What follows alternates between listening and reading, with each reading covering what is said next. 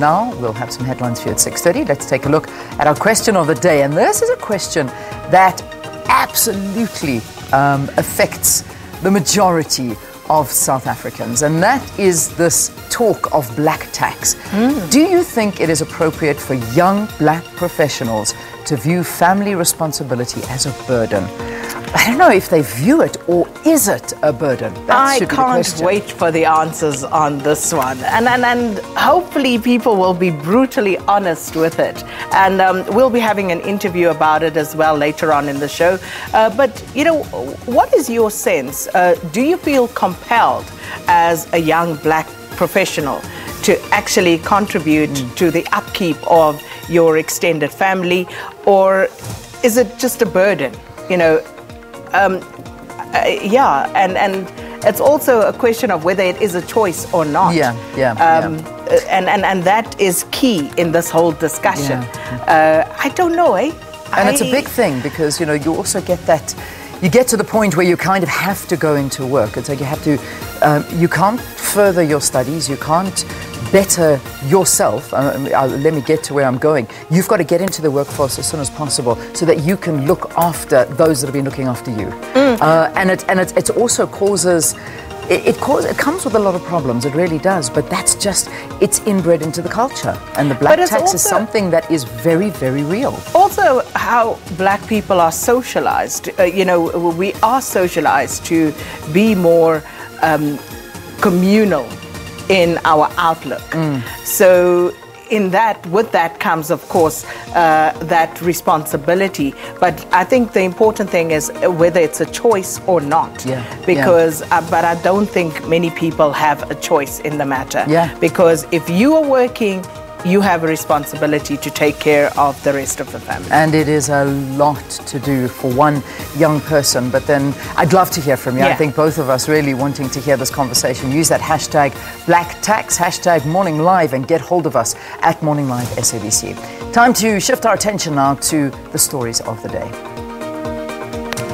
All right, MultiChoice expected to announce a successful bidder to replace Afro Worldview, formerly ANN7, on its DSTV platform. That's going to be a big one. No doubt it's going to be trending today. That's a very, very big one. Now, also another big one, UK Prime Minister Theresa May arriving in South Africa in a bid to strengthen trade and investment relations. We will be covering that landing and her arrival here in South Africa on the program. So we'll keep you updated. Around about 7:10, we should get some details. Eskom updates, and this will be to the Portfolio Committees on Energy and Public Enterprises on its governance issues as well as coal-powered stations.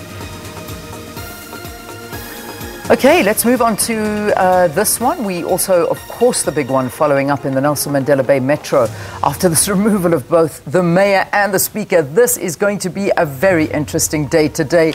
Who is the mayor? Who is pitching up for work? Did you watch that yesterday? You know, I was watching it, and I was watching in amazement, actually. Exactly. As things were just unfolding, I was like, is this constitutionally allowed? You know, that's the big question. At some point, I was just like, is this real? Is this really happening? No, this was but it was. It did. It was very real. It happened. And we'll speak to an analyst at around 7:15. So do stay tuned for that. I'm looking forward to hearing some analysis on all of this. Okay, let's talk trending topics now. And Fakey Mentor, of course, you saw that picture, is a big trending topic for today. Twitter speaking about her non-stop after she was testifying yesterday, and she was talking, dropping bombshells and being very emotional as well. And I think people were picking up on how emotional she was at this trial and talking, and some saying, please just read the statement rather, don't sort of try and talk it. But yeah, what did you make of her testimony? People were saying Fakey is nervous. I don't know. I just didn't find her compelling. That's you know, and that for me was problematic. And I shuddered to think what she would do under cross-examination. I know. Because a lot of people were sort of questioning some of the things she was saying. It's like, you know, flight records taking so long. It was getting names wrong, names that were in her book. Yeah, that's a big thing. It is a big thing. Rather, if you're in that situation, just read the statement, get your facts straight, read the statement. I wasn't too convinced yesterday. I'm not sure what was going on there. That was not she was not a compelling witness. Unfortunately, the credibility behind that didn't look good. So let's see what happens today. But I don't think it was a good performance yesterday. Athol Trollip. Oh. To be the mayor or not to be the mayor? Will he pitch up for work today or not? No. Well, as it stands, no. It seems he's not the mayor anymore. But I've heard he's going to pitch up for work. So it's going to be an interesting one. And of course, we will be right there because like you, we want to see what goes on there in the Nelson Mandela Bay Metro this morning. Yeah. But as it stands, he has been ousted. Indeed he has. Man United, right? Ooh, and they lost. They lost 3-0. They lost 3-0 at Old Trafford. Hey, that's not good. It's bad. That wasn't bad. Good at all. Not and then at all. Mourinho had a bit of a meltdown there, mini meltdown at the end in the press conference. Oh, yeah? And he says they lost 3-0. And he says 1, 2, 3. That's like the number of titles I've won. Like, dude. And people are already starting to talk about a replacement for Mourinho. I don't know. Valen will tell us more about that. No, she won't. She's not here. No. You are our Valen today. I'm relying on you to keep us updated on what's happening here. Okay.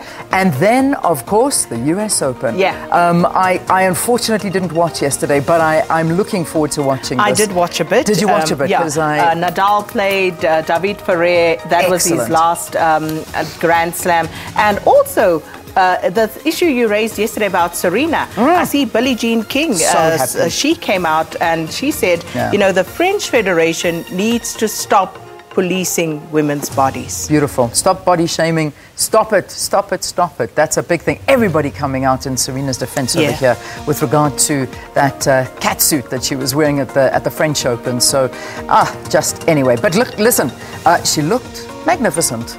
On court at the US Open. I'm looking at a picture of her. Congratulations to Serena Williams wearing this beautiful black outfit. So listen, you know what? At the end of the day, her fashion has become something to talk about. That's not the outfit. We'll try and find a picture and show you what she was wearing at this new one. And the French will be happy. It is a skirt and a top, but an off-the-shoulder one, if that's okay. All right, now 21 minutes past 6 here on the program.